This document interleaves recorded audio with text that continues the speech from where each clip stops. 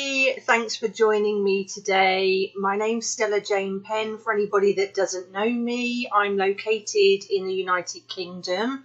I'm also the owner, founder and creator of SRP V8 Diamonds, and together we serve sparkle, love, light and energy to others throughout the world.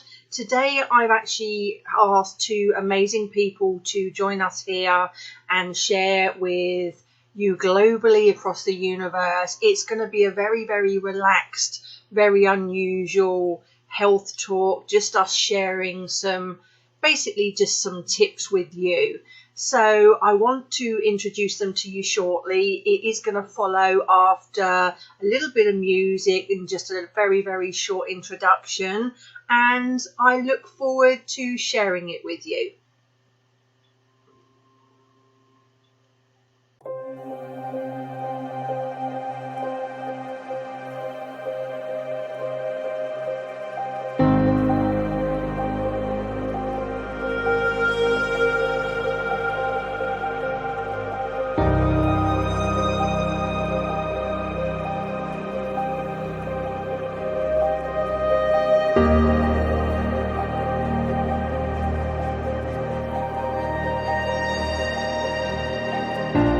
Ready? Yes. All right. I'm Sean. And I'm Tylene. This is my amazing wife, Tylene. If you don't know who we are, we're grateful you're here. We love doing this. Yes. Right? We've been doing this together We for cannot not a long do this. time. We cannot. We try not doing You're this. right. It doesn't work. We have to educate. We got to educate and just share information. You know, together we've been doing this about 20 years. If you've never seen or heard anything that we do, obviously we're very passionate about what we do. We want to continue that. And really, everything we say, and let me get the disclaimer out of the way. Yes. Even though we've been doing this, It's not meant to diagnose or diagnose, treat, cure, or blah, blah, blah, blah, any of the other fine print. Right. Talk to your doctor. Talk to your doctor. Well, talk to somebody. And like I like to tell my mother, or you like to tell me, we're not telling you what to do. We're just making suggestions. Suggestions. And then you can do what you want with that. You do what you want with what we share with you. Exactly. Okay. So this is simply for you. This is about taking your health more into your own hands. Together, as I said, about 20 years doing what you're about to hear. A lot of the message is the same, and a lot of the message continues to become new, right? New information, Yes. new research, so on and so forth. And you know, I've personally started my research a long, long time ago, about 1993, when my mom passed of colon cancer, which led me down a path of really wanting to know what the heck, why did she pass at a young age? And of course, you started probably as a teenager or something. It's been a roller coaster with me. So it's been a long time. I got into this when I was 18-ish, and now I'm going to be 53-ish. Ooh. What do you mean ish? Well, I'm not there yet. You're like a month away, man. January. You better get ready. You better get ready. I'm 29 and a half right now. It teaches me a lot for my age. Anyhow, let's get going. You know, it's a trippy world right now, right? And it's different. It isn't what it used to be, obviously. We all know that. If you're on here because someone invited you on here, it's because they care about you. They love you. They care about you. They want you to maybe hear something from someone else, or I don't know. It really just depends. And our history goes back together doing what we do. When I first met Ty, if you don't know this story, I'm going to share this here. I was a head high school football coach here in the U.S. out in Arizona. I had tremendous pain. I had arthritis in my hands. I was going to specialists in Phoenix and Scottsdale, Arizona, and one doctor said I had a surgery. I had nerve damage, supposedly, and there was just this and that, and no one really knew what they were talking about. They wanted to put me on medication. I said no, and that's not a judgment to anyone who takes medication. It just wasn't for me, right? I don't believe we don't believe our body is drug deficient. We believe our body is nutrient deficient, but we also recognize that there's more of a crisis care scenarios. There's a time and a place sometimes for certain things, and so that didn't work for me. And when I met Tylene, she told me this, a little over 20 years ago. She taught me words like plant enzymes, stabilized probiotics, whole food supplementing, fresh and living food, which I was kind of getting into already with juicing and things like that. But I think the biggest thing that changed my life from meeting Tylene, well, now we're married, so obviously that's a pretty big thing. Yes. But with my health, it took her about a week for me to start seeing significant change, not only in my hands, in my pain, but in my gut, which I did not really understand what that would lead to the next thing and to the next. And I was frustrated that everyone didn't know what she knew. And she was telling me things and doing little demonstrations. Some of you have seen this little thing we do with pudding and things like that. And sharing with me that a lot of this research goes back to like the 1930s. And it was really just another one of those things here, at least in the US, that was kind of pushed under the rug. Right. Right. And that bothered me a lot. And so our relationship kind of went on, and Ty was already working with, hundreds of doctors and some professional athletes. And then we started a few years later really to educate, really no business per se or a business plan or model. It was, how do we share this with the world? And that's what this is all about. So we like doing things like this where we can just share information. This will be a very general talk this evening. Right. We'll try to keep it general. We'll try to keep it general. Uh-oh. And then we'll continue to do these. We're going to start really ramping this up and doing this often, probably at least weekly. And then we can change topics. We can talk about a lot of different things, but overall health is really kind of what we want to talk about today, right? Am I wrong? I'm going to try to stay on point. Yes. Oh man, you're already warning us. I warn everyone. That's my disclaimer. That's her disclaimer. So I think we should really just talk about taking more control of themselves health-wise and where everything starts. This is not complicated. No, and I don't want you to think we're perfect, because We're not. perfect's not very fun. I will tell you that. We've tried perfect and it's not very fun. It is super healthy, but it takes a lot of the fun out of it. And we're social beings and we love to go eat and do holidays and things with other people. And that socializing, you start having different foods. And so you still want to be able to go out and enjoy your life, but you want to make wiser decisions. And that's really what this is going to be about, is a lot of tips and tricks to just do things a little bit better. And also just some nutrients that really help you get to where you're trying to go, whatever that is. The main thing I try to teach people is to stay out of a disease state. And so I can kind of teach you what a disease state is and what it looks like and how to stay out of that. That's the goal. Well, there's so many things that we can talk about. I want you to start. Let's talk with some gut health. That is but a huge one. Listen, and I want to start with gut health because of the importance, because everyone eats, right? Everyone I eats. So definitely like to that's a eat. big deal. And we know there are a lot of pieces to the puzzle. There's no end all be all. There's no perfect thing. Our goal is to help you feel and be the best version of yourself. We've been saying these same things for a long, long time. Yes. For me in my mid 30s, I didn't feel 100%. I get to feel 100% now, which is amazing. And it's more than food, in the gut. That's huge. We'll start with that. But remember, there are so many things that come into play, whether it's rest, sleep, Oh, yeah. hydration, Which it goes to, people are probably hearing about breathe, circadian right. rhythms. breathing, Right. our breath, movement, getting some movement. It's not about being a gym rat per se. We like to say the world is our gym. There's so many things we can do to have movement, whether that's walking or whether that's, I don't know, finding something to jump on and pull ourselves up on, or do whatever it For is. some people, it's walking up a flight of stairs. Could be. So that's what we Could want be. people to have more ease doing whatever it is, or gardening. I mean, we're learning a whole new world Well, because now we garden. And it's quality of life.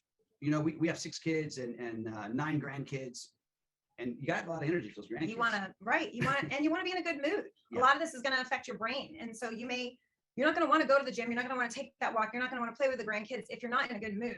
So one thing about keeping a healthy gut is it's really going to keep you in a good place, because it really, really affects your brain and it affects your whole disease state. So you want to be in a healthy state and not in a disease state. And it really starts with the gut.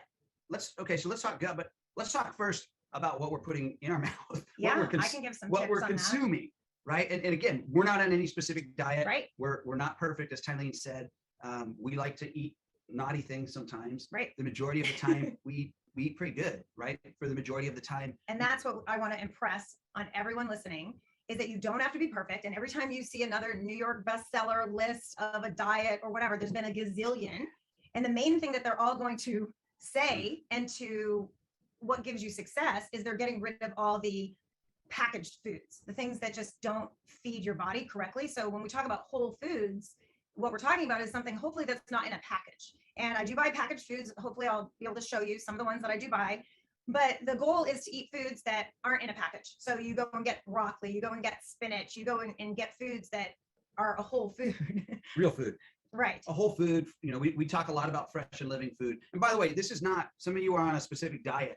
That's okay. I mean, you know your body, you do what you feel and believe will serve you.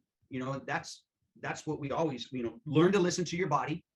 Learn that there are simple little changes and tweaks that you can make, maybe a better version of this rather than that, if there's something specific that you like.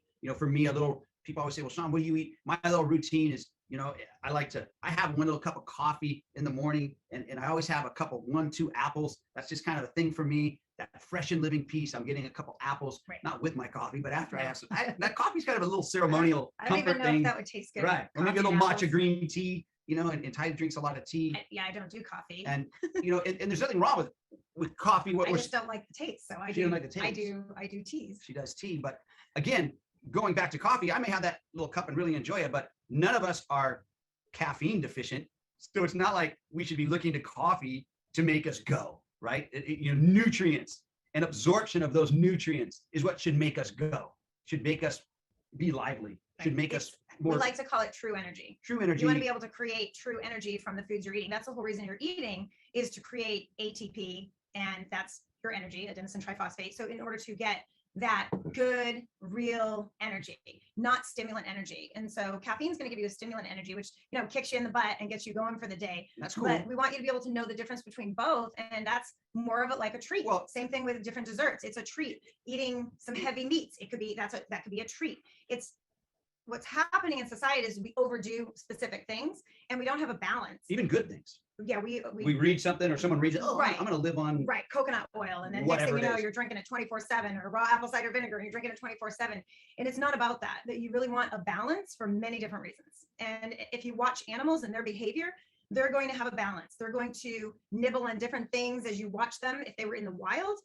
And that's what's going to be best for their diet. And then if they're sick, they'll actually find the right things to eat in the wild to heal themselves. There's nobody out there running out there like a veterinarian trying to fix them. They figure it out. So we've lost a lot of that innate ability ourselves to figure out, nature. You know, should I eat this? Shouldn't I eat this? Well, a lot of it's common sense.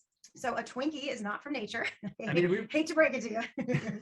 And there is no Pepsi Brooks or Soda Brooks or, you know, no waterfall, Mountain Dew waterfalls. No Dorito trees. No Dorito trees, nothing. So that would be a packaged food, a processed food, and something that doesn't come from nature. It's really, we just have gotten off the path of nature, and we've been saying this for a long time. We've got to find a way to kind of get back into that, back to nature, back to Mother Nature, you know, and whatever it is that we're putting in our body. It's kind of like the majority of the time, right? The majority of the time when we say, you know, a treat, we don't ever say cheat, but you know, you are treating yourself by eating something you know is probably not so great for you. It's not really serving you, besides maybe it's comforting. It tastes good, or it reminds you of something good from your childhood. Yeah. And there is benefits to that because it's a good memory. It may not be the best food for you, but you don't want to eat it with guilt either. You want to eat it with enjoyment, and you're thankful to be able to have, you know, this cheesecake that your mom used to make. Whatever that thing is, it's just something you don't do all the time. And when you do, you want to take some plant enzymes with it for sure. Let's talk about that. So fresh and living food, meaning it's not heated, cooked, processed. I have a lemon here. I have a tomato. Oh, where's an apple? If you had an apple, I'd smash it. I don't. You ate all the apples. Well, man, I'm gonna have to go get another one tomorrow. We got a really cool local farmers market. I have a pineapple. Where are you pulling this stuff from, man? Where'd you get that? I like props. I like to be able to. I like to be able to show people this is a fresh and living food. This is fresh and living, and this is fresh and living. Yeah.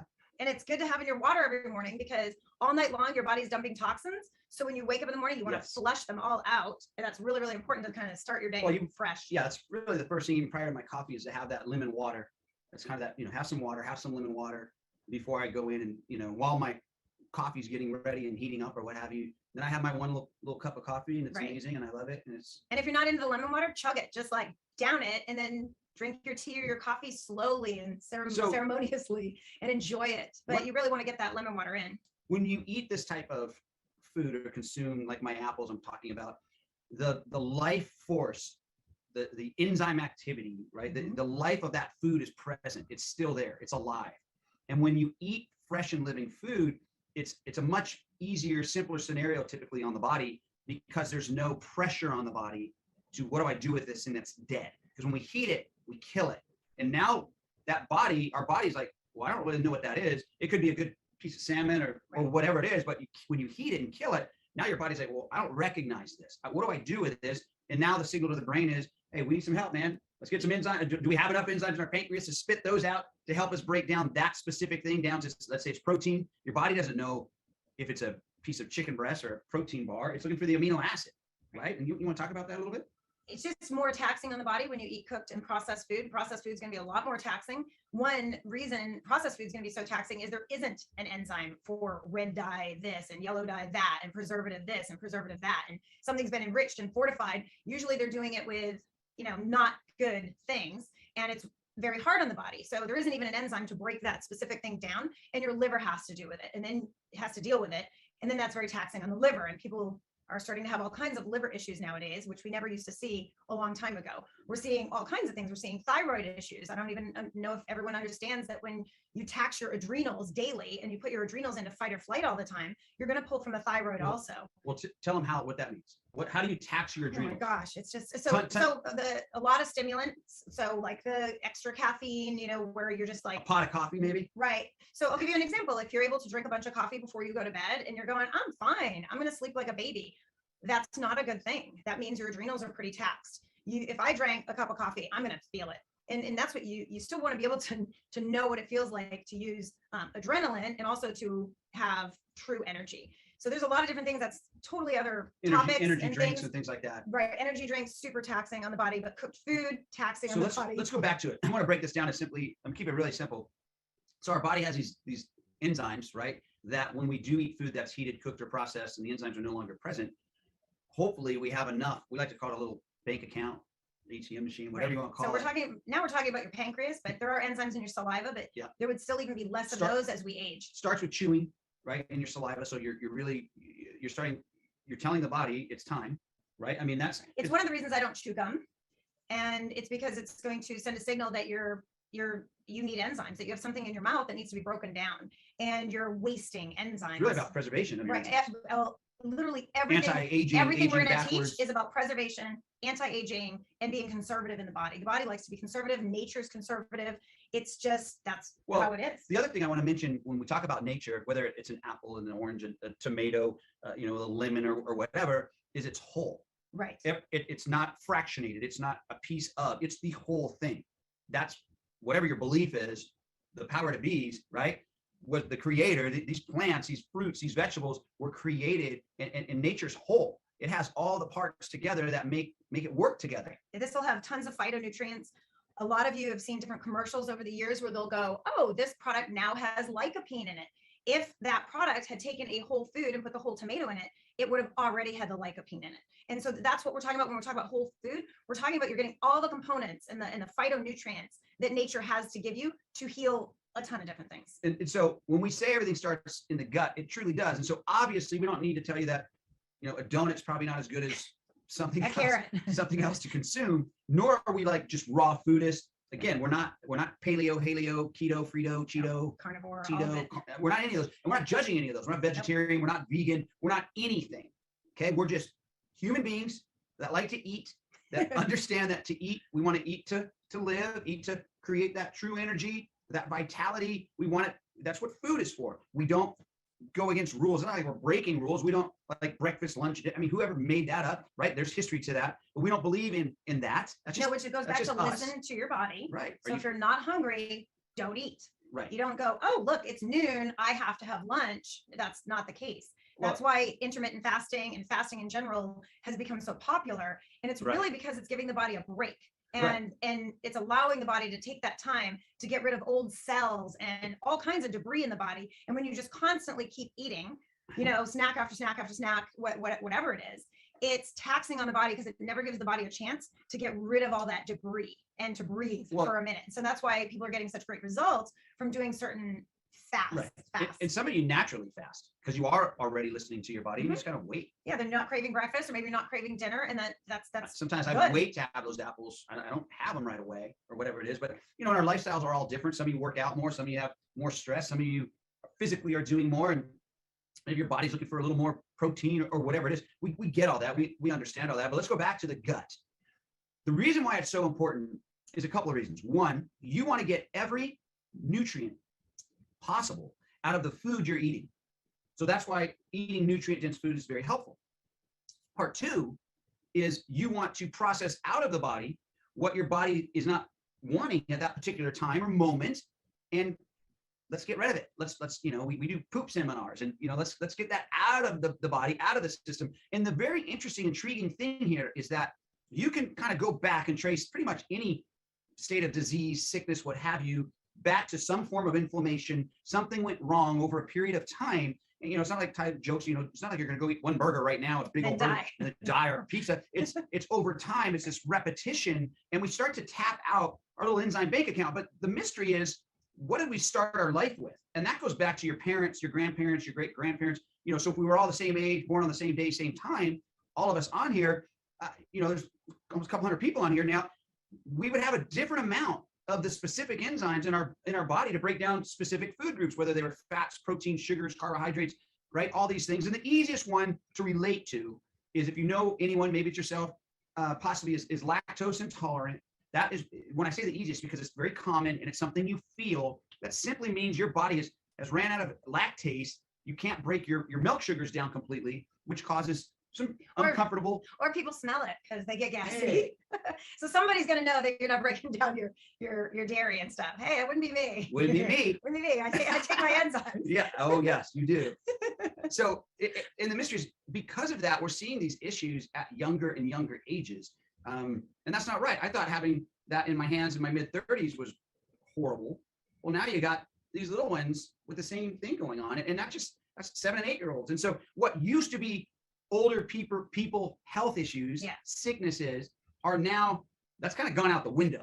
And as we tap out these enzymes, that's why you see in let's say assisted living homes, elderly, what are they living on at the latter part, towards the end of life? They're living on the not so good shake that they like Ensure or something, because their body can't break down their food anymore. So that's where it goes back to that preservation of your enzymes. Don't be wasting them, right? And try to eat more fresh and living food to put towards that whole process. And the things that are in those drinks is they're made in a lab, in the sense of, it's not this in the drink.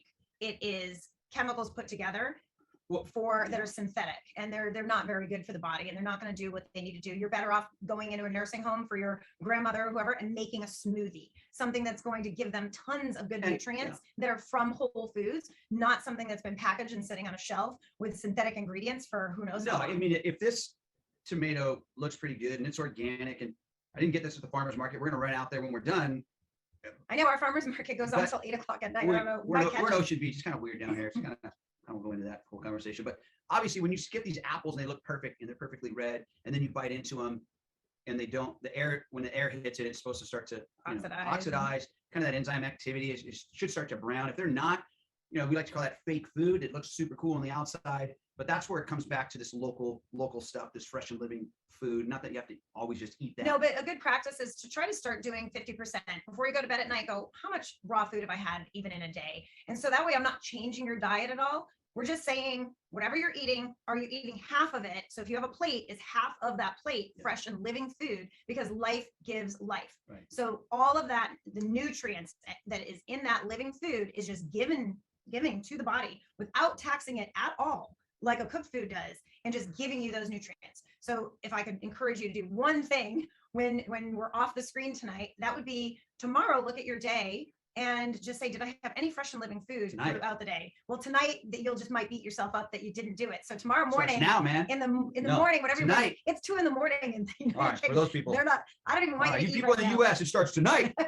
You still wait till tomorrow, what you could do today. But when you have cooked food, I want you to know that you can take a plant-based enzyme to help you. Full spectrum. Right. So which means it has something in it that'll break down proteins, it'll break down different sugars.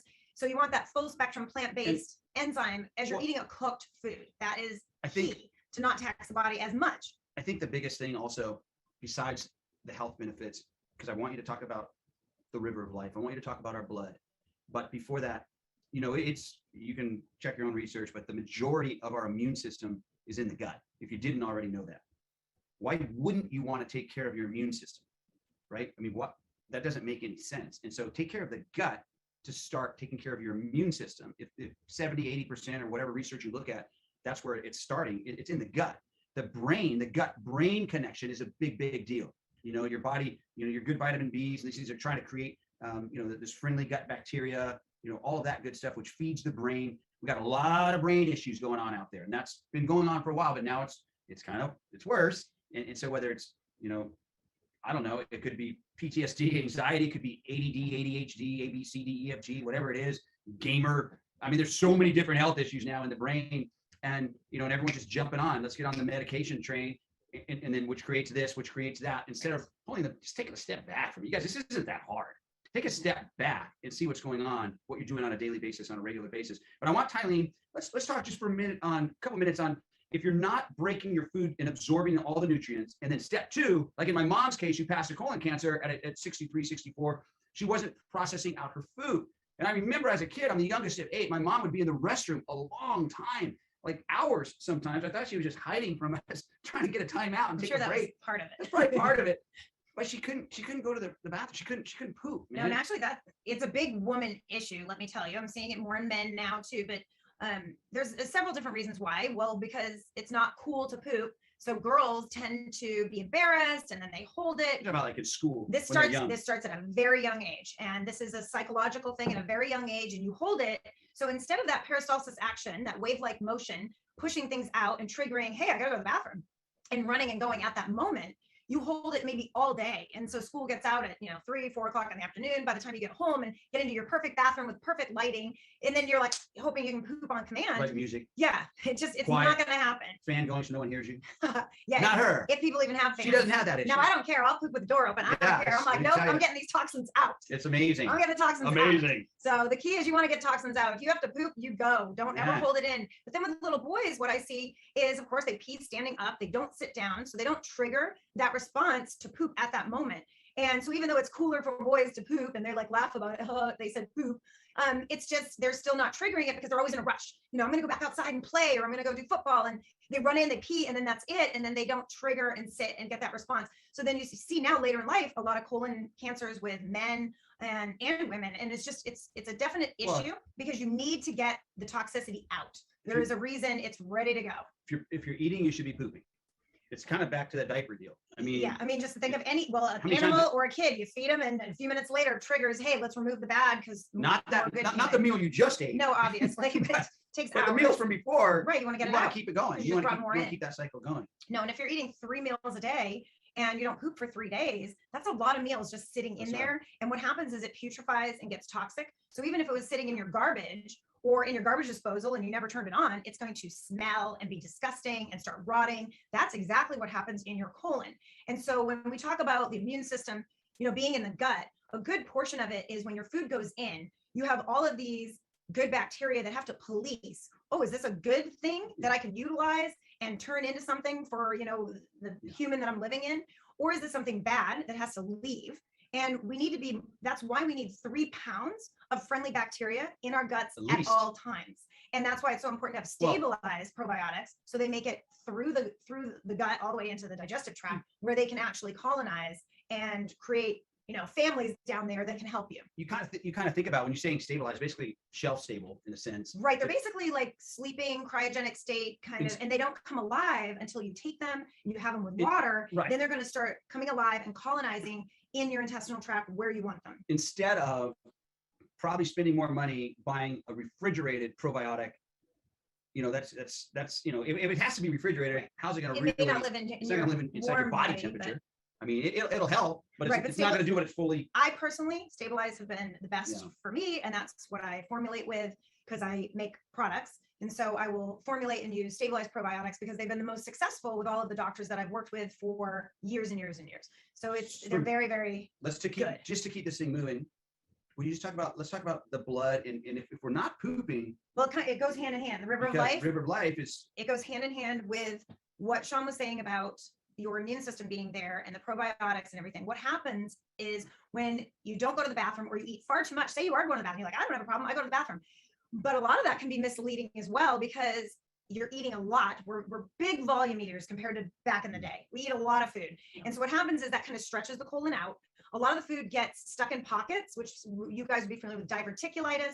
Colitis is the inflammation of the colon. And that food gets impacted and hard on the walls of the colon. And then eventually when the colon's very thin and all the stuff is in all the pockets, there's food that seeps through. And now it's no longer that piece of chicken you ate. It's no longer broccoli. It's just this putrefied, disgusting little mess that then gets into your bloodstream. And this is where the immune system and everything that we start talking about. So now this thing is in your bloodstream and in the extracellular fluid of your bloodstream. And you can see it when I look at people's blood under a microscope, and I can actually see this debris. And I see it in almost everybody. And we should have a stronger lining to our intestinal tract, but we don't anymore. There's a lot of that, stuff floating around. Let's put it that way. Now you're asking your white blood cells to engulf this debris and get rid of it for you. So now when you actually are sick and come down with something, whether it's viral, bacterial, doesn't matter. Your white blood cells are taxed to the max. And so you're asking them to work and get rid of maybe a virus that shouldn't be there, maybe a bacteria that shouldn't be there, and they're exhausted. So I used to explain it like the firefighters, you keep calling these firefighters to get cats out of trees, and the firefighters are exhausted. They have all these cats they gotta get out of the trees, and you're kind of wasting their time. And then all of a sudden a real fire comes and they're all asleep. They're like, I can't handle this. I've been getting cats out of trees for a month now. And so that's what it is. You're wasting your white blood cells and wearing them out. So when something really important comes along, they're fried. And it all starts with, what are you putting in your mouth? How are you breaking it down? Are you utilizing it? Right. Is it creating energy? Is it creating healing for the body? Your skin is your largest detox organ. So if your skin's not looking good, odds are your colon is, filled with stuff that shouldn't be there. So it all goes hand in hand with one another. But with blood being the river of life, if you're basically your red blood cells are traveling through your body, let's say from the big toe to the brain, like a minute. Like a minute. Well, if they don't have any nutrients, first of all, if they can't get there, right, that's an issue. There's all these roadblocks. If your blood is thick and sticky, so what happens when your blood gets thick and sticky?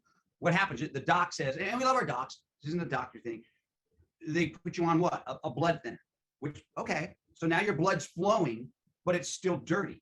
Now you have thinner blood. You're pushing the logs. You're pushing through, but it's still a bunch of debris. It's still dirty blood. The reason why we're so into enzymes and why all this research back to the 1930s is because when you're taking it with food, it's breaking that meal down. But when you're taking it systemically away from food, it's really cleaning up that blood. So why not just have clean blood? Then your blood flows. I mean, hello. I mean, this isn't rocket science. When your blood is clean, your blood flows. How do you clean your blood? I mean, this is not. So what he's saying is the same plant-based enzymes that I had mentioned earlier that you would take with something cooked or processed, and that could be a protein bar, a protein drink. It could be, it could be a piece of salmon that's cooked. It could be oatmeal. It doesn't matter. If it's been heated over 116 degrees, you need to be taking that enzyme with what you're consuming at that moment, or you will create a cascade of other issues. And you can also take that same type of enzyme with no food present. So you take it with your food to not keep compounding the excess protein pile or excess fat pile or whatever it is. So kind of stop the madness. You want to take it with your cooked meals. You don't need it if you eat this. So if I just grab a tomato, cut it up and eat it, I don't need that enzyme because it already has its own. But you can also take it before you go to bed. You can take it in between meals. So 1 to 2 hours after a meal, you can take it. And what it's going to do is when Sean says it works systemically, it's going to actually go through the system, through the bloodstream, looking for things to break down, because that's what enzymes do. They're especially like in Sean's case, when I met him and he said his hands hurt, that is excess uric acid that has settled in at the time in his fingers and toes. And same thing with other people out there. I know that you might know what that feels like. And that's excess uric acid means you did not break your protein. Whatever kind of protein it was, did not break all the way down to an amino acid. Right. So you need a proteolytic enzyme, which is protein splitting. So it's going to take that protein and break it down and turn it into amino acid that can feed your muscles and feed your brain. So now you're getting more out of the food that you're consuming. You can take those type of enzymes and you can take them and they'll go through the body looking for stuff. If they run into fats that are sitting there that aren't processed, your fats should be gone. If I looked at your blood after 4 hours of you eating, your fats should already be like utilized. They should already be fatty acids and be being utilized. So if I still see chylous material floating around in the blood, especially like the next day, say I looked at your blood in the morning and you hadn't eaten since the day before, that's a big issue if I'm still seeing fats in the bloodstream. In that case, a fat splitting enzyme, specifically like a lipase, would go and turn that fat debris into a fatty acid, once again, that the body can utilize to build maybe a phospholipid, lipids meaning fats, phospholipid layer around your red blood cells. So I'm getting a little too intricate, but I want you to understand the power of being able to take it with your food and then systemically away from your food to look for that debris. And then you think to yourself, okay, what kind of issue could that potentially help? Well, if your blood is thick and sticky and not moving, you're going to have a lot of pressure and your heart's going to have to work harder Right. to be able to push You're and move. going to be more lethargic. Yeah, you're going to be your energy tired. levels, your brain is You're not going going to to get be, oxygen. your brain's not firing, right? you know, and even, I want to talk just quickly, because I want to talk a little bit about the body's endocannabinoid system and how that plays into the immune system. What about like nitric oxide? Or well, it just kind of brought up the heart. So your heart's pumping hard and having to move the blood through. So as your blood's moving through, whether it's sticky or not, nitric oxide can actually help open that up. So your veins and arteries and all your vessels that the blood has to move through to deliver nutrients, even like tiny little ones and capillaries in your eye, everything. You're going to want all the building blocks which would be like the precursors to making nitric oxide. Because what that will do is it'll allow your veins and arteries and everything to be more open, which will allow the blood to flow better, which will give you more oxygen. It's going to help with platelet aggregation, which is it's basically stickiness in the blood that shouldn't be there. So there's just a lot of components, and different nutrients help with all of that. Nitric oxide and the precursors to nitric oxide is one of the biggest things you can do for heart health, veins, arteries. I mean, just it goes to the river of life for sure, along with enzymes. It's magical. It really, I mean, now more than ever, I think, you know, people are trying to do more to help themselves with everything that's going on out there. Let's just, you know, oh yeah, whether it's we don't need to dance around it. Whether it's viral, bacterial, you can never avoid that stuff. I mean, unless you literally live in a bubble, because you're around viruses and bacteria all day, every day, and we have been for a gazillion years. So the key is strengthening you.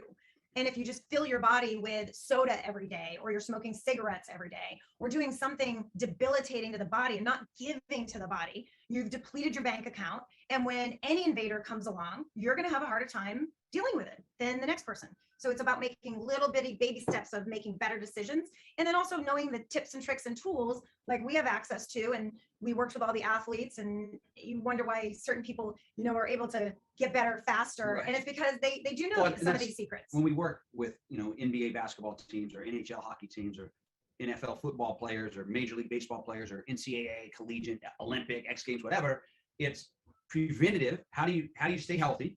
You don't want to be sick. Performance, how do I get the most out of my body? And then when and if they're injured, they're always going to have some type of injury. And so how do we get them back on the field, on the court quicker? And that's where we've been. That's what we've been teaching. There's a lot of little tips and tricks when it comes to that. And we can actually do some Zooms specifically on any topic we've thrown out there. We could just take that whole time and do a Zoom and just share some information. Real short version is knowing this stuff that we worked with the athletes, cut their healing time in half. Yeah, I mean, that's really, people always say, well, how did you get these athletes? We didn't solicit them. We kind of just attracted them, I guess. And it could be the elderly, it could be the military, it could be, you know, pregnant moms, it could be little kids. I mean, we've pretty much. It was because the products we were using worked. And then we would get people that would come back over and over. Information and education. And then obviously some supplementation, because you can't get what you used to get out of the soil typically. No, unfortunately, our soil it's hard to get certain things to eat now. The supply chain is very interesting. We all know that. You know, there's people on here from all over the world. Every country is different. Here in the U.S., every state's different. Right. Every city within the state. You know, San Diego right now is very different than what's going on in 2 hours up the road in L.A. It's a different environment there. It's a different world. You know, we're at the beach. We have a whole different access to different things and what you can do and can't do right now. Even weather, like right now, we're able to get our feet in the sand and get grounded. That was the other thing. And everybody else is sending me pictures of being in the snow. So I encourage you to find a way to get outside, even though you've got it freezing. It's another piece to this healthy lifestyle. You want to walk. You want to kind of feel that cold air in your lungs. You want to get a little bit of the sun on your face as you're walking. As much as you can. Even if it's 10 minutes. Sun right now. Even if it's 10 minutes. A little meditation. I lived in the cold, so breathing. I know. We're gonna go back to our ranch tomorrow. And it's cold there, but not cold like Canada cold. It snowed last night, man. No, that's cold enough for me. All right, just to keep for time's sake. Oh wow. Yeah, we got 10 minutes. We do? Well, there's really no time limit. We don't have. We were trying to keep a time limit for you guys. So you can go 9 I'm gonna just give you a quick, and we'll do another one on just CBD and the endocannabinoid system. Okay, but let's touch on that right now. Our body also has, besides, we keep talking about the immune system, you know, the endocrine system, talking about the thyroid, our sexual health, our nervous system. We have an endocannabinoid system, which is probably the most recent system in the body that was discovered in Israel. And that was all about having the receptors in our body that we really didn't understand that were there, that our body is also trying to create these endocannabinoids, right? If you've heard of CBD, these cannabinoids, CBD, CBDA, CBG, CBN, there's all kinds of these cannabinoids when you use a real organic plant. Right. And then there's just CBD what I like to call poo that's out there. And people are making these oils and stuff, and it's isolated. It's usually from some kind of isolate, industrial hemp isolate. Maybe you make my shirt from it. You know what we had the other night? We actually had a pizza with hemp crust, man. I'm like, don't look at me. I I'm didn't getting have hungry, so I just thought of that. Mine was cauliflower. You didn't have the hemp? No, you didn't save me any. You and Probably true. You and I Jack probably ate it all. I probably didn't share with you. But anyhow, we have this endocannabinoid system, and when you provide it with the right cannabinoids, I'll call it real CBD. Let's say your body, it's looking for this. It's already trying to produce this. And what they're learning now, you got to remember. I'll talk at least from the U.S. perspective. For decades and decades, up until recent years, it was illegal to even research these plants. Illegal to research the cannabis plant. Forget using it. We're not talking about smoking pot. It was illegal to research it. And then CBD, up until the Farm Bill passed in December 2018, CBD was a Schedule I drug. If you got it from the real plant, it was classified as a schedule, like heroin. I mean, what? So we always say follow the money. And that's, we've been saying follow the money for about 20 years or so. I think everyone can kind of follow the money right now out there. And you know, when you take a step back and say, wait a minute, this plant from nature, the CBD part is what helps your body heal, not get high. That's the THC side. A lot of THC will help the body get into that state of mind of, you know, back in the day, right? Of that, not me. No. You maybe? Maybe you, not me. And I was really ignorant. I learned a lot. I was against CBD because I thought it was pot. I thought it was THC, I guess. I didn't know what I didn't know 10 years ago before I started researching it and studying it. And it's magnificent.